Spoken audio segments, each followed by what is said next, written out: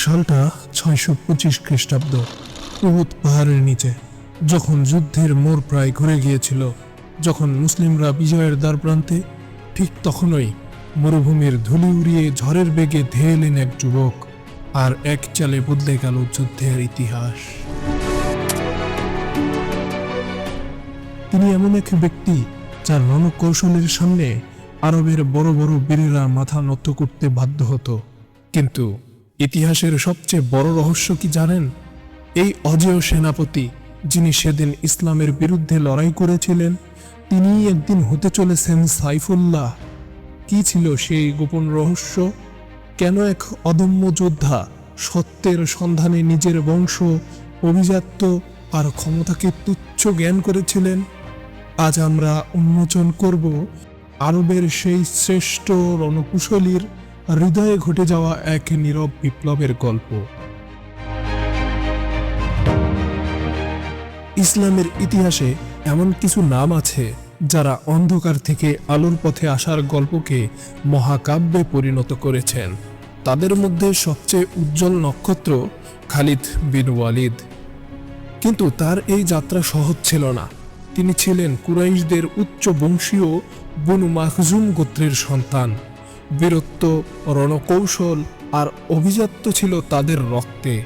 খালিদের পিতা ওয়ালিদ বিন মুগিরা ছিলেন আরবের অন্যতম প্রভাবশালী নেতা। ইসলামের প্রাথমিক যুগে খালিদ ছিলেন মক্কার শক্তিশালী স্তম্ভ। কিন্তু কেন একজন মানুষ যার হাতে ছিল ক্ষমতা আর প্রতিপত্তি, তিনি সব ছেড়ে দিয়ে নতুন এক জীবন দর্শন বেছে নিলেন? আজকের এই বিশেষ পর্বে আমরা দেখব খালিদ বিন ওয়ালিদের সেই রূপান্তরের কাহিনী।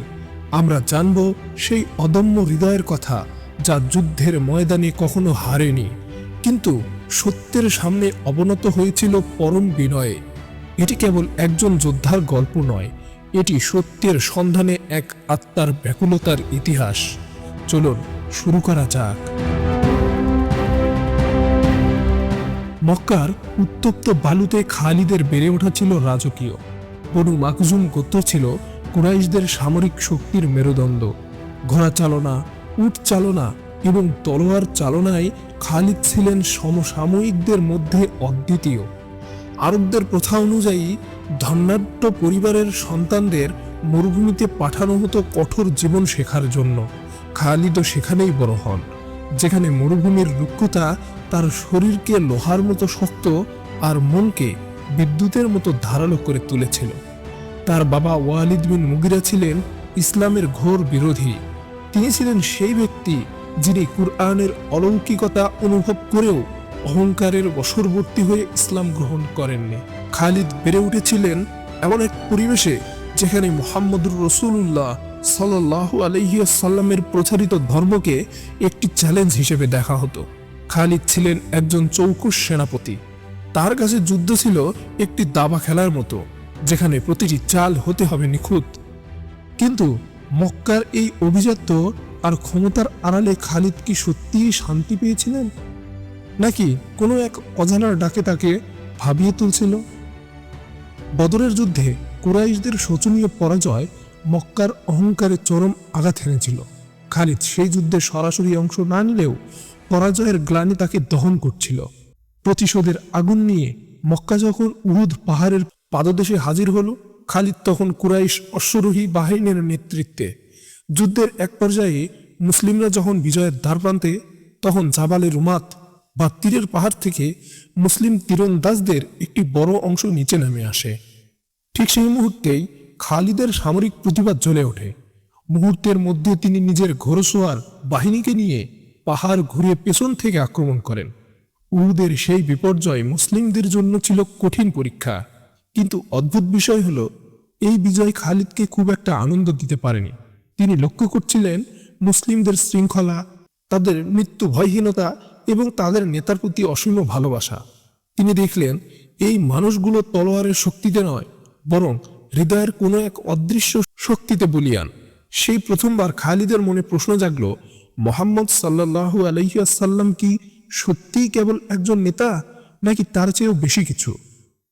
উহুদের পর খন্দকের যুদ্ধও শেষ হলো। মক্কাবাসীরা বুঝতে পারল ইসলামকে শক্তি দিয়ে দমন করা সম্ভব নয়। 6 হিজরি হুদায়বিয়ার সন্ধি স্বাক্ষরিত হল। এই সময়টি ছিল খালিদের জীবনের টার্নিং পয়েন্ট। তিনি দেখলেন মক্কার বড় বড় নেতারা যখন রাগে ফুঁসছে, তখন মুহাম্মদ সাল্লাল্লাহু আলাইহি ওয়াসাল্লাম অত্যন্ত ধৈর্য আর দূরদর্শিতার সাথে শান্তি স্থাপন করছেন। খালিদ বিন ওয়ালিদ পরে নিজেই বর্ণনা করেছেন যে যখন তিনি মুসলিমদের নামাজ পড়তে দেখতেন, বিশেষ করে জোহরের নামাজের সময় যখন তারা সবাই একসাথে সিজদা করত, তখন তার মনে হতো এরা তো এখন সবচেয়ে দুর্বল অবস্থায় আছে, চাইলেই এখনই আক্রমণ করা যায়। কিন্তু কেন জানি তার হাত থমকে যেত। তিনি অনুভব করতেন এক অলৌকিক প্রাচীর মুসলিমদেরকে রক্ষা করছে। মক্কার মূর্তি পূজা এবং অর্থহীন অভিজাত্যের উপর থেকে তার বিশ্বাস ক্রমে ক্রমে উঠে যেতে লাগলো। তার ভাই ওয়ালিদ রাদিয়াল্লাহু আনহু এতদিন ইসলাম গ্রহণ করে মদিনা ছেড়ে চলে গিয়েছেন। ভাইয়ের পক্ষ থেকে আসা একটি চিঠি খালিদের হৃদয়ের দুয়ারে করা নাড়ল। মদিনা থেকে চিঠি পাঠিয়েছেন ভাই ওয়ালিদ।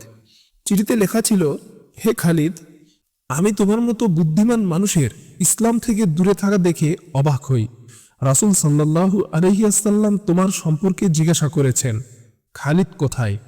তার মতো মানুষ ইসলাম সম্পর্কে অজ্ঞ থাকতে পারে না। সে যদি তার শীর্ষ বীর্য ইসলামের জন্য ব্যয় করত, তবে তা তার জন্য কতই না উত্তম হতো। এই একটি কথা খালিদের হৃদয়ে তীরের মতো বাঁধল।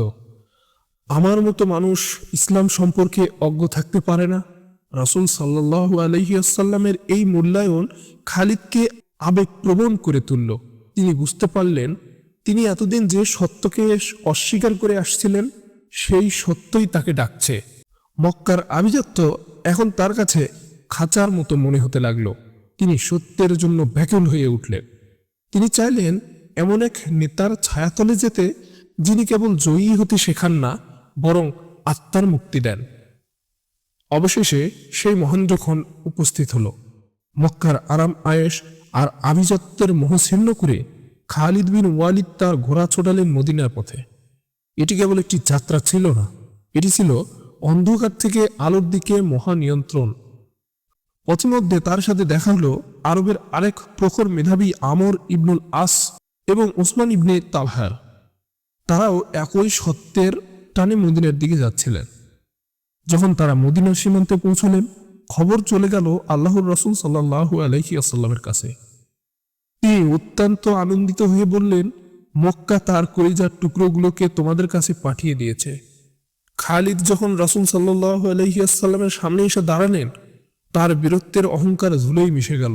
তিনি বিনীতভাবে বললেন, হে আল্লাহর রাসূল, আমি সাক্ষ্য দিচ্ছি যে আল্লাহ ছাড়া কোনো ইলাহ নেই এবং আপনি আল্লাহর রাসূল।